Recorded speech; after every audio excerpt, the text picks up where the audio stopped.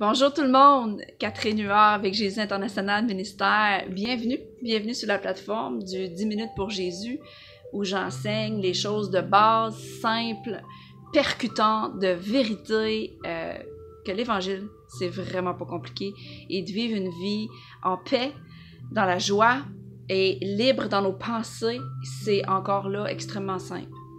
Puis je vais prendre le temps de saluer, parce que le Seigneur me le demande, de saluer Yves. Salut Yves Bélanger du Québec qui vit à Montréal. Il est toujours en train de commenter mes vidéos. Et le Seigneur veut t'honorer aujourd'hui et te dire salut sur la plateforme du 10 minutes pour Jésus. Et à chaque fois que je pose quelque chose en anglais, il me dit « Hey, c'est parce que moi, je le veux en français. » Fait que j'aime ta persistance et ton cœur pour Dieu, Yves. Donc, un gros bonjour. Alors, le sujet d'aujourd'hui, ça va être l'amour. Je vais prier et je vais vous communiquer deux passages. C'était quoi le point de vue de Jésus et c'est quoi les désirs de Dieu? D'aimer son peuple, d'aimer les âmes et de s'aimer soi-même à travers ça. Amen. Donc, prions ensemble. Merci Père éternel. Saint-Esprit, prends contrôle.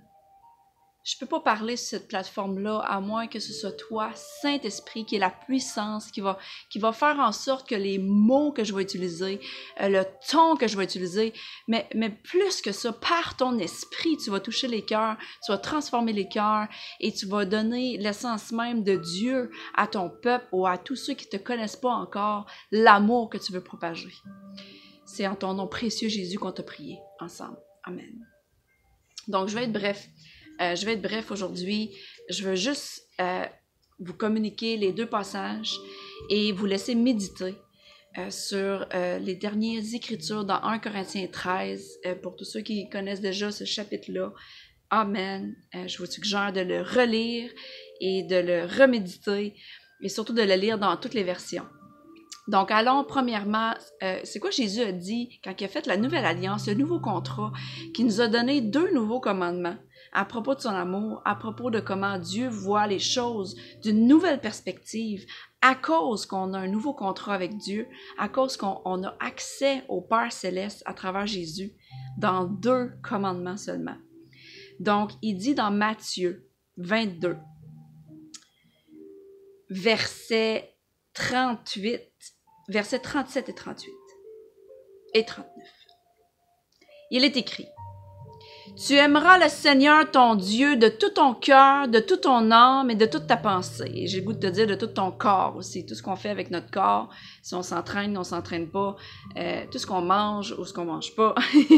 Donc, on aime Dieu, on aime le temple, parce que nous sommes son temple, nous sommes son corps. Amen. Donc ça, c'est le premier commandement et Jésus, il dit, c'est là le commandement le plus grand et le plus important. Donc on le sait, c'est Dieu en premier. Amen. Ensuite, il y en a un second qui lui est semblable. Tu aimeras ton prochain comme toi-même. Je vais aller un petit peu plus loin. Tout ce qu'enseignent la loi et les prophètes est contenu dans ces deux commandements. Donc tout ce que tu as lu dans l'Ancien Testament, tous les prophètes, tous les rois, tous les hommes et les femmes de Dieu vraiment puissantes, leur histoire est comprise dans ces deux commandements-là. Puis toutes les règles qu'on est supposé suivre est contenues dans ces deux commandements-là.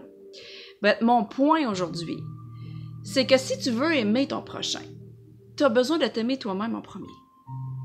Parce que Jésus l'a clairement dit. Aime ton voisin comme toi-même. Donc, tu peux me dire, ah, ben là, c'est pas si facile que ça. Oui, ça l'est. Ça l'est parce que, crois-moi, avec le background que je connais du monde psychologique, il a fallu vraiment que je fasse comme l'apôtre Paul, tout ce que je sais, tout ce que je connaissais, il a fallu que je mette ça à la poubelle et que juste, j'accepte que la vérité, que le sang de Jésus est assez pour me rendre libre, la vérité des Écritures est assez pour me rendre libre et that's it. Donc, m'aimer, c'est facile, mais j'ai quand même besoin de savoir comment. J'ai quand même besoin de savoir qu'est-ce que la parole enseigne, c'est quoi la vérité là-dessus. Puis, c'est là où je vous emmène dans 1 Corinthiens 13. J'ai vraiment écrit plusieurs points parce que j'ai étudié toutes les versions. Donc, j'ai pris beaucoup de notes à propos de 1 Corinthiens 13. Mais je veux te faire prendre conscience, c'est quoi ton discours intérieur? Tout au long de ta journée, ta semaine, dans la dernière année, juste évalue. Puis une chose qui est très puissante, c'est le jeûne de silence. Si tu fais un jeûne de silence, c'est-à-dire un jeûne où ce que tu parles pas, pour un après-midi, une matinée, 24 heures, 3 jours, je m'apprête à faire un 3 jours en ce moment, de vendredi à dimanche, un jeûne de silence pour reconnaître qui parle, pour savoir c'est quoi mon discours intérieur. Puis je veux que la base, ce soit l'amour, parce qu'on sait que Dieu est amour et c'est son essence. Donc, dans 1 Corinthiens 13, on nous enseigne c'est quoi l'amour. Et dans les principaux points que j'ai notés, je vais te laisser le lire, 1 Corinthiens 13 au complet, mais c'est très explicite, surtout si tu vas dans les versions amplifiées et que tu fais la traduction anglais-français si tu connais pas l'anglais. L'amour est patient, l'amour est gentil, juste là. L'amour est patient, l'amour est gentil. Donc, est-ce que tu es patient avec toi-même? Est-ce que tu as des paroles de douceur et de gentillesse envers toi-même tout au long de ta journée? L'amour espère toute chose. Est-ce que tu es dans l'espérance envers toi-même, envers les comportements, envers ce que tu veux manifester? Parce que je sais que tu veux manifester Jésus sur la terre, je sais que tu veux manifester les signes, les miracles et les merveilles, mais est-ce que tu as cette espérance-là que Jésus est celui qui te transforme, que Jésus est celui qui a commencé le bon travail en toi puis qui va le finir? Est-ce que c'est un amour que tu as envers toi-même? Donc, tu peux voir les autres à travers l'amour du Père de la même façon. Espérer toute chose. Tant que les gens ont un souffle de vie, il y a toujours espoir avec eux. Peu importe comment ils ont agi, que c'était horrible, il y a toujours espoir. Je vous donne quelques points encore, que l'amour n'a pas une liste de tout ce que tu as fait de mauvais. Il tient pas comme une cassette là, enregistrée là, de tout ce que tu as fait de pas bon, qui te fait sentir coupable, honteux ou condamné. Tu peux vraiment déclarer et décréter que Dieu est amour, que tu es un avec lui et qu'il n'y a rien qui t'habite en ce moment dans tes pensées, dans ton cœur, que tu t'en veux pour le passé des erreurs que tu as faites. Parce que ça, c'est contraire à l'amour. Si tu es capable de le faire avec toi-même, ça va être super facile de pardonner après. Parce que tu ne tiens aucune rancœur envers toi. Donc, tu ne peux pas tenir de rancœur envers les autres. C'est vraiment un point important. L'amour porte toute chose à travers toutes circonstances. Encore là, envers soi-même, c'est quoi ton discours à travers les saisons que tu passes? Est-ce que tu es dans cette espérance? Est-ce que dans tes pensées, il y a toujours des pensées de douceur qui croient toutes choses? L'amour croit tout. Donc, quand tu prends ta Bible, est-ce que tu es transparent et sincère devant tes temps personnels avec Dieu puis de dire « Hey Seigneur, c'est écrit ça, je veux y croire parce que je veux être dans ton amour. Et je veux croire ton amour pour moi. Et je veux m'aimer. Parce qu'il t'a créé. Si tu t'aimes pas la façon qu'il t'a créé, alors c'est comme si tu disais à Dieu, t'as créé une erreur. Et c'est pas le cas. Et c'est vraiment pas le cas. Je peux te dire que t'es pas une erreur sur la planète.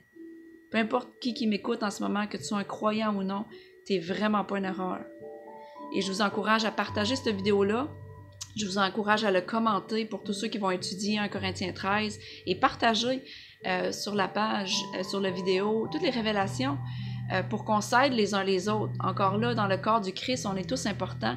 Toutes les révélations qu'on a sont importantes à partager. C'est pour ça que je fais les 10 minutes pour Jésus. Non seulement pour partager son amour et t'aider à faire des prises de conscience des révélations spirituelles, mais cela, ça m'aide moi aussi à approfondir les miennes. Parce qu'on est un seul corps, un seul esprit, un seul baptême. Donc, et l'amour, jamais faillit. C'est-à-dire qu'on peut jamais être dans l'erreur quand on a un motif avec amour. Donc, toutes les motivations, notre source, notre motivation et notre but, c'est toujours l'amour dans tout ce qu'on fait.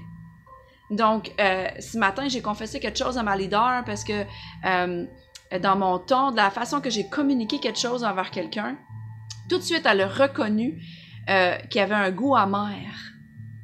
Et s'il y a un goût amer envers une situation et envers une personne dans ma vie, c'est-à-dire que je ne fonctionne pas dans l'amour. Ça veut dire que je me souviens encore de la cassette, de ce que la personne a fait ou pas fait. Et ça, c'est contraire à son amour. Et c'est facile à régler, parce que la parole est claire. Confessez-vous les uns les autres, et Dieu est fidèle, il va venir guérir ta terre. Il va venir guérir ton territoire. Ça, c'est-à-dire, il va venir guérir toi. Il va venir guérir les gens aussi, en qui peut-être tu as de l'amertume envers toi-même, et tous ceux qui t'entourent, ton territoire au complet. Donc, c'est vraiment important, la confession, ça en fait partie. N'importe quand, vous pouvez m'appeler, me texter, m'envoyer un coucou sur Messenger, n'importe quoi que vous avez besoin de partager.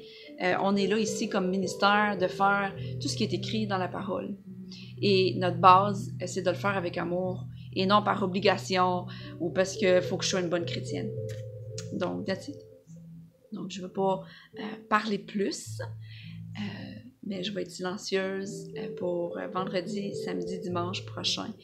Et je vous souhaite que le Saint-Esprit, encore là, il faut que ça vienne de Dieu, vous donne ça à cœur, qu'il vous parle clairement, que vous avez besoin de temps de silence pour apprendre à écouter c'est quoi votre discours, principalement avec toi-même, afin que tu puisses aimer le peuple de Dieu, afin que tu puisses aimer celui que tu penses qui est détestable. Il n'y a pas personne qui est détestable. On n'aime pas les comportements mauvais des gens, mais on aime les hommes, on aime la personne en tant que telle que Dieu a mis sur la planète pour se réconcilier avec, à travers la croix, à travers Jésus. Donc, that's it. C'était mon vidéo pour aujourd'hui. Partagez-le et commentez-le. Et vraiment, je vous aime. OK, bye bye.